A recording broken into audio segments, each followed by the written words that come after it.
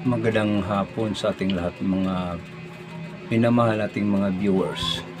Nandito naman ating lingkod, si Kuya Liba. So, ang pag-usapan natin dito mga kababayan, about sa mga kagaya sa aking mga YouTuber, no? So, ako po ay isang magpaalala sa ating bawat isa mga kasama natin mga YouTuber bilang kagaya sa akin na baguhan, no, although hindi pa man tayo nagkilala sa buong mundo na tayo po ay nagiging YouTuber o bakit pumasok tayo sa mga bagay nito, kung ano ba ang dapat, ano ba ng dahilan nga bakit pumasok tayo, no. So mga kababayan, ito ay ipapaliwanag ko sa bawat isang mga YouTuber maliban sa mga matagal na, kasi may experience. Tayo po ay mga baguhan na YouTuber, nagko-content creator sa YouTube, kung ano pa may iko-content natin content. So about itong content sa mga sinasabi ko nga YouTuber, no, mga baguhan. So mag-shout out muna tayo sa ating mga lahat ng mga sulok ng mundo nga nakapanood sa ating YouTube channel. Tayo po ay manghingi tayo sa kanila ng suporta, na tayo po ay suportahan sa ating channel, na yung mahilig lang sa manood sa ating channel o laging magsubaybay sa ating channel na ina-upload na mga kababayan, sila ay nakakatulong sa ating bilang YouTuber. So nasa atin yan, o maramdaman natin guys, kung si Algo na YouTuber na siya ang magbigay ng puntos sa ating mga ina-upload o yung mga sinasabi natin dito sa YouTube. Although sa pagsasalita natin na minsan mayroon tayong na mabitawan na salita na siguro hindi naman nagustuhan sa ibang mga viewers, pero sa kadalasan kung sila ay manood sa iyo, lalo na kung tapusin nila ang ating ina-upload pagtingin, no, although short video pa man yung mga natin ina-upload, minsan di short video, kung hindi ang mga kung ano pa man na bagay-bagay sa ating gagawin ng kuntim, no, o sa ating i-upload, no. So mga kababayan, mag-shout out muna tayo. Shout out sa ating mga may namahal ng mga viewers, no, followers, na hindi pa kayo naka pindutin na yung button para updated tayo, na para lagi tayong makatanggap ng mga notification. So ang pag-usapan natin ang mga notification, no. So marami tayong mga pag-usapan mga kababayan. Shout out pala sa ating mga OFWs na sila ay sana ligtas sa kapahamakan o maging mag-ingat sa ating bawat isang sarili kung saan man tayo nga naroroon, no. Dito kay Daddy Franks, shout out sa inyong bilang matulungin, kasi nakikita ko yung mga ginagawa mo para sa mamamayang Pilipino nga nawawalan ng pag-asa, no. So ibig sabihin naligaw ang landas, no, na sila ay naligaw ang landas, akala nila ay wala ng magiging kabahagi ni Daddy Franks, no. Kasi although ako ay isang humahanga sa nagiging vlogger na dito sa ating mundo, na si Daddy Franks, no, Daddy Franks, magandang hapon sa ating lahat, na sana ligtas kayo sa inyong team, lalo na sa inyong pamilya, no? Na itong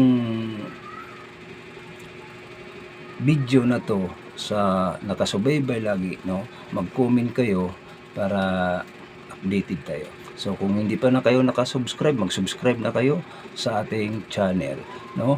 Although bago pa itong ating channel, wala pang mag-isang ilang buwan pa lang, no? So may natanggap na tayong notification. So ibig sabihin, mga kababayan, ako po ay nakatanggap ng notification kasi ako ay baguhan. Nagtanong ako kung bakit ito lumabas sa aking YouTube. So ang sabi, ang ibig sabihin yan ng notification, i-apply mo yan kasi ang nagbigay niyan si Algo sa YouTube. So in-apply ko doon. So ibig sabihin ay napansin ni Algo yung YouTube mo. So ibig sabihin na gumagana ang iyong YouTube.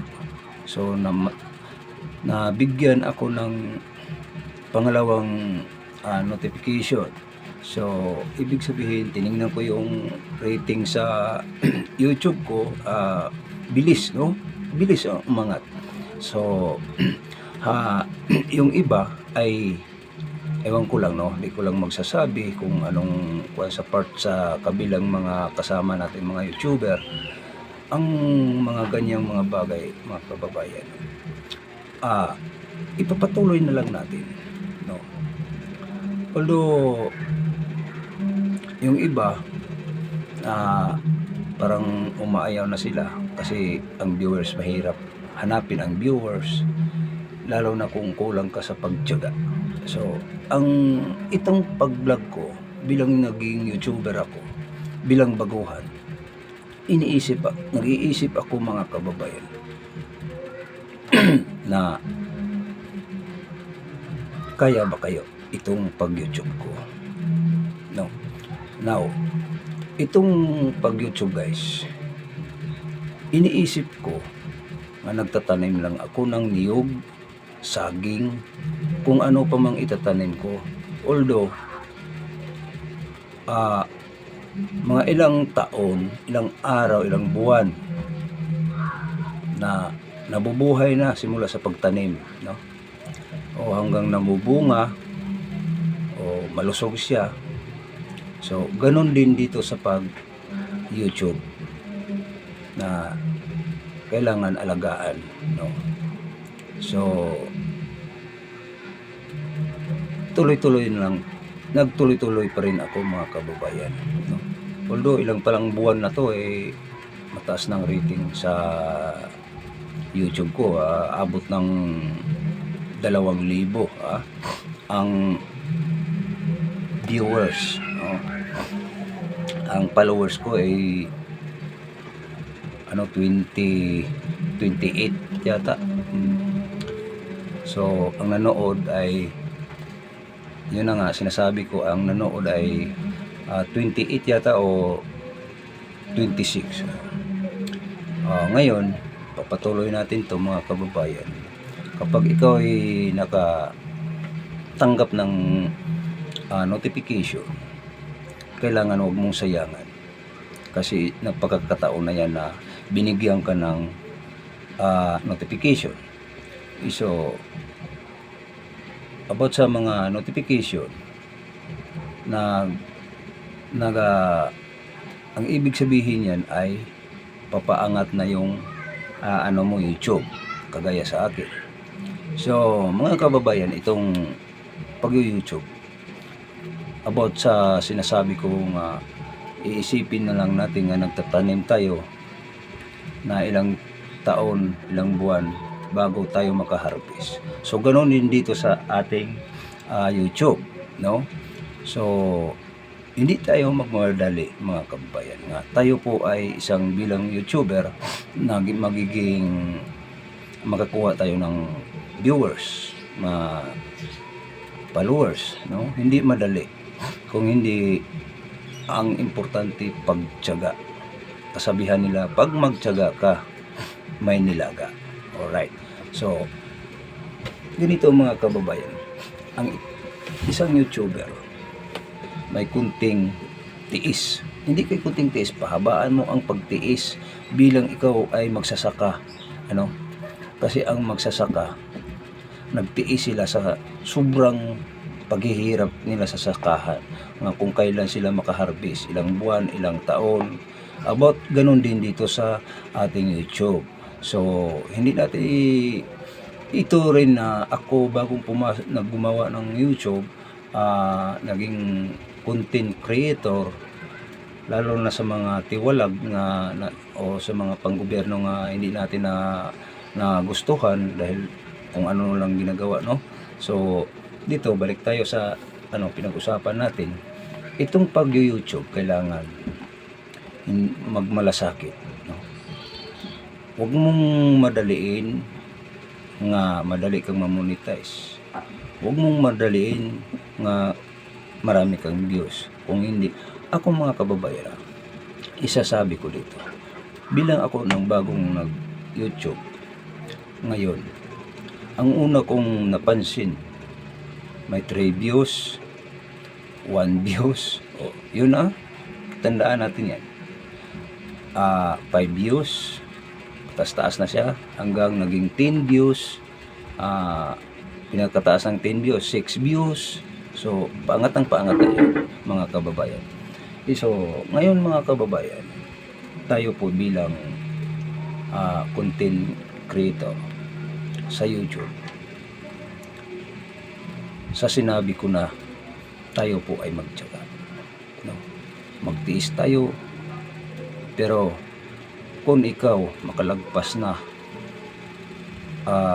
lalo na kung marami ka nang nanood sa YouTube mo, lagi nag-upload ka araw-araw, o lalo na kung maganda ang mga kwento, may mapupulot sila mga kwento, o may mapupulot silang mga aral, mga kagaya natin mga YouTuber.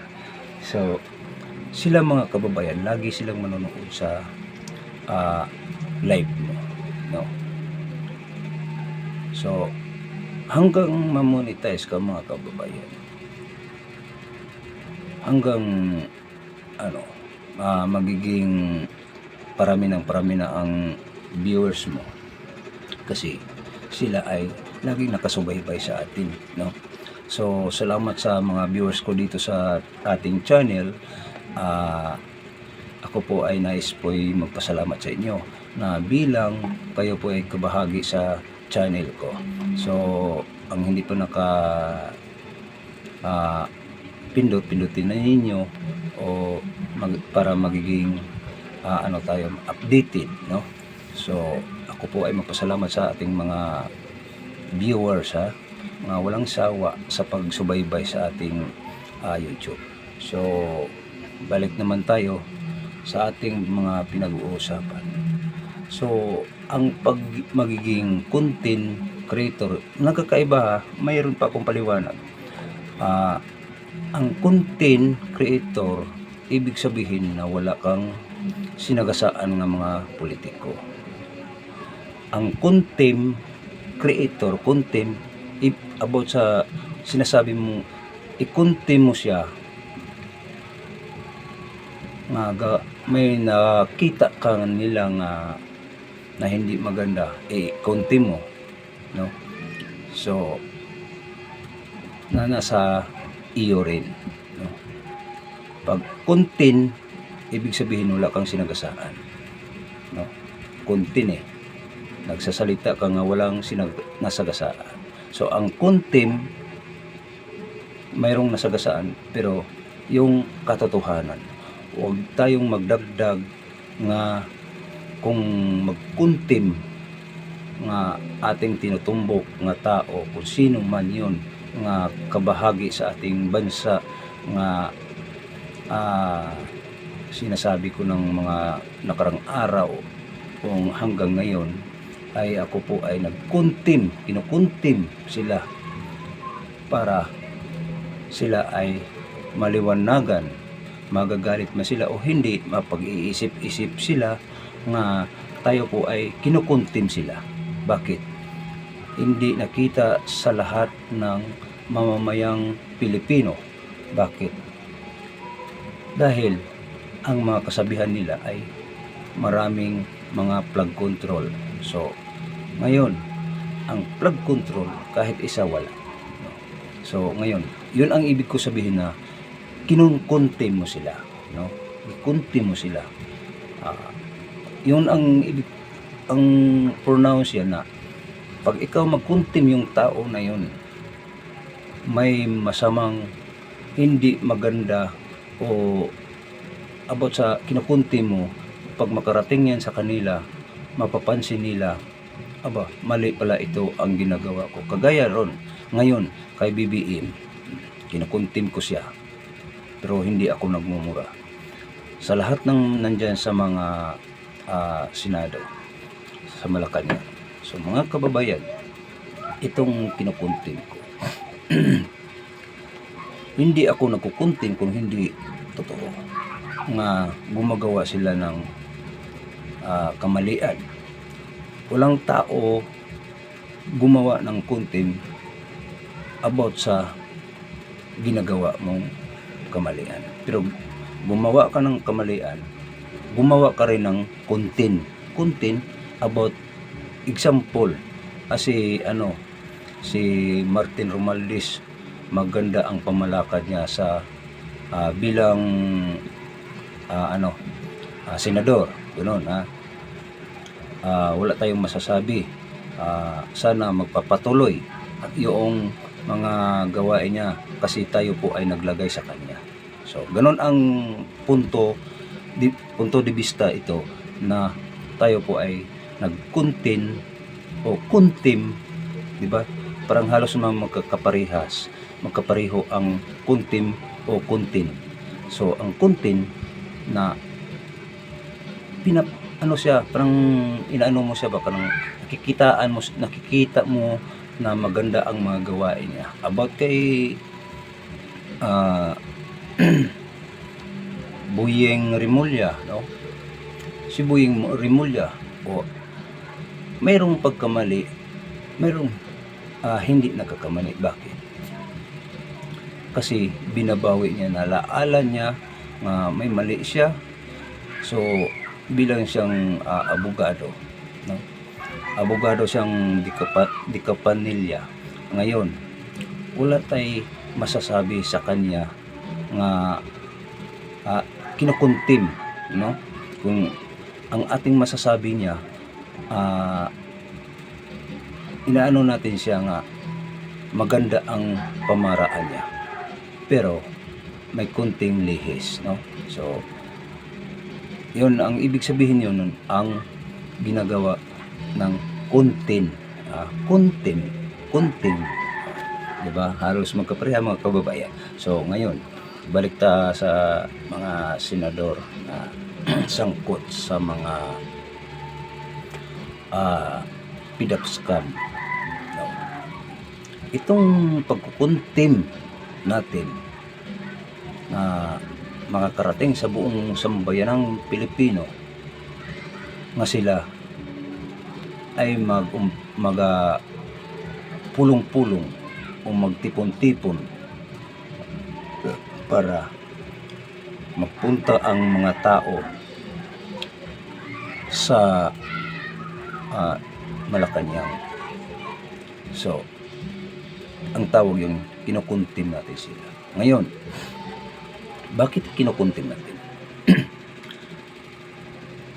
Nakikitaan natin sila nga ang pira natin ay ninanakaw, no? Walang plug control, walang project, pero ang sabi nila maraming project.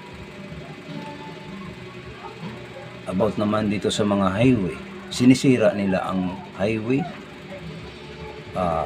pagkatapos sasabihin nila may project. Oo, may project sila. Ngayon, Kaya nga tayo po ay gumawa ng content para sa kanila na sila na gumawa ng project na hindi maganda. Gumawa naman sila ng project para sa mamayang Pilipino nga makitaan sila o may pagmahal sila sa mamayang Pilipino sa ating bansa, may pagmahal sila. Gawa natin silang content. Parang inaano natin sila parang ano natin sila kasi Marcos Romualdez magandang pamalakad kagaya ni Tatay Digong sa pag-upo niya sa pagka presidente. Marami siyang nagagawa sa ating bansa. Minahal niya ang mga sambayang Pilipino. Minahal niya ang mga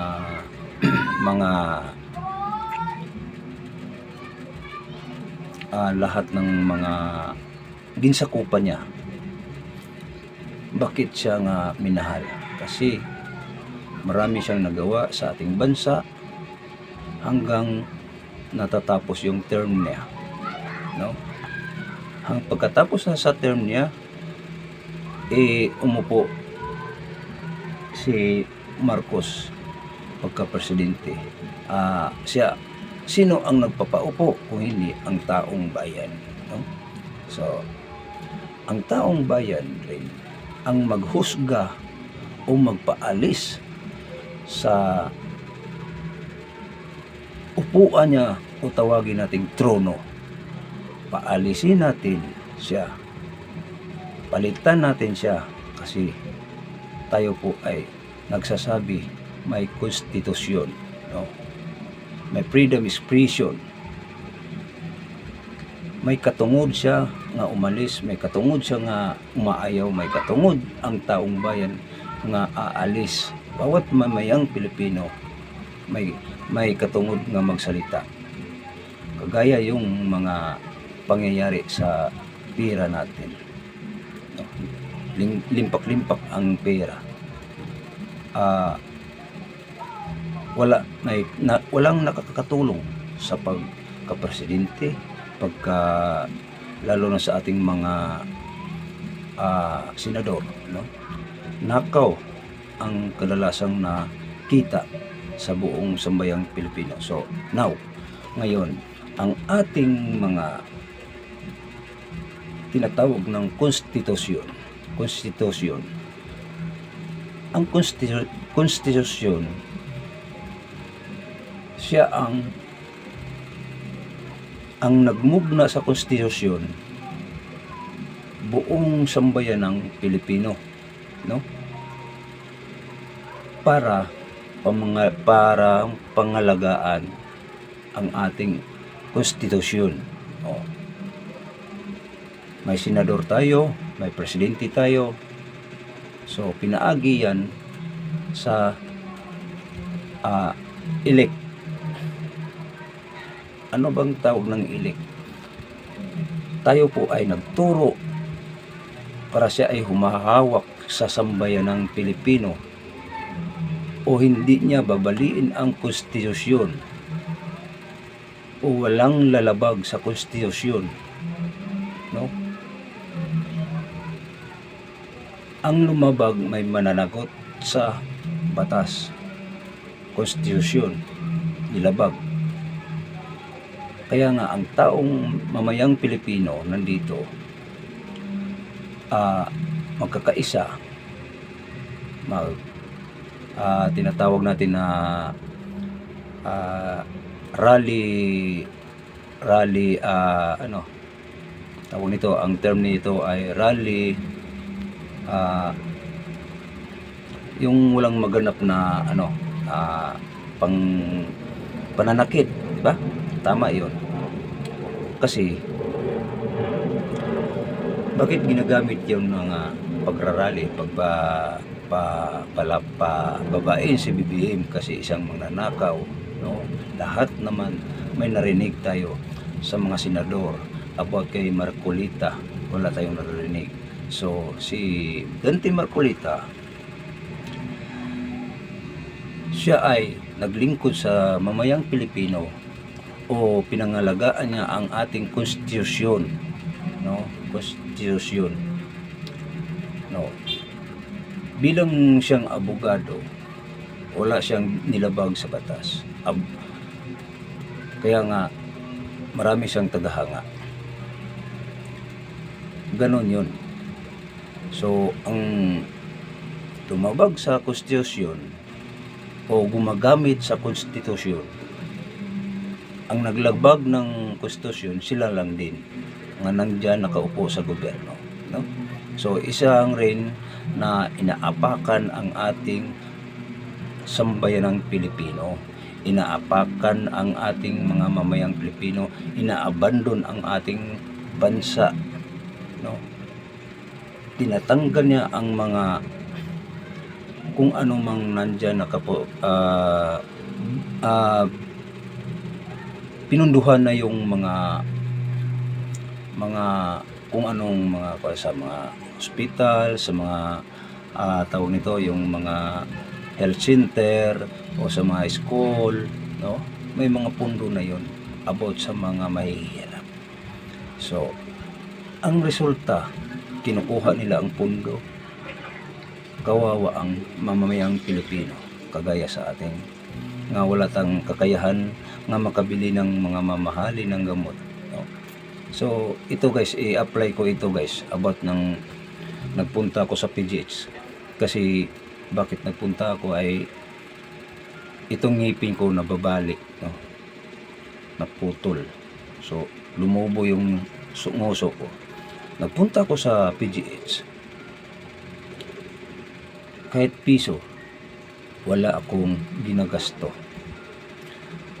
Libreng gamot, libreng CT scan sa ulo sa panahon ni Duterte. Ngayon, magpagamot ka nga ikaw Pilipinong mamayang Pilipino nga wala kang kakayahan nga magbili ng gamot o naging grabe ang imong sitwasyon. Mga kababayan, mamamatay na lang ang pasyente. Bakit? Walang pundo, no? Kawawa ang mamayang Pilipino. Sila nandyan sa posisyon. Sila ang nagpapasarap. Maliban sa pagpapasarap, nakawin pa nila ang ating pira nga buhis, no?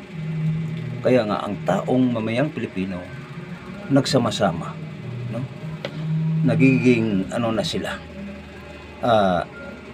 may busi sila nga ang ating presidente pababain, itigil ang pagnanakaw, di ba?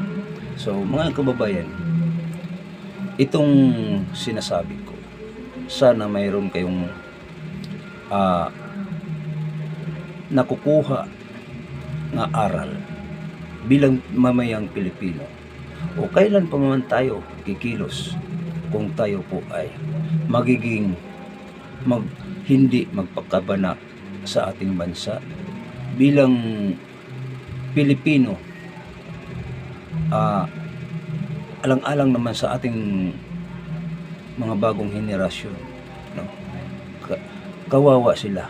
Bakit? Maranasan nila ang hirap. So doon naman tayo, bakit nakakautang ang bansa? Nakakautang ang bansa tungkol sa pera, kasi mahina ang pag-angat sa ating ekonomiya, no? Walang pumapasok ng mga malalaking mga negosyante, no? Mga investment, walang pumapasok. Bakit? Natatakot kasi kung may ipasok silang pera, mawawala sa ere, no? So depende lang siguro, no? So ulitin ko ngayong hapon, sana may aral tayong mamamayang Pilipino about din sa mga YouTuber, mga kagayang sa akin nga bago pa, na may ano kayo sa sinasabi ko, no? May nakukuha kayong aral. So Sa hindi pa nakapag-subscribe, mag-subscribe na kayo para updated tayo araw-araw, no?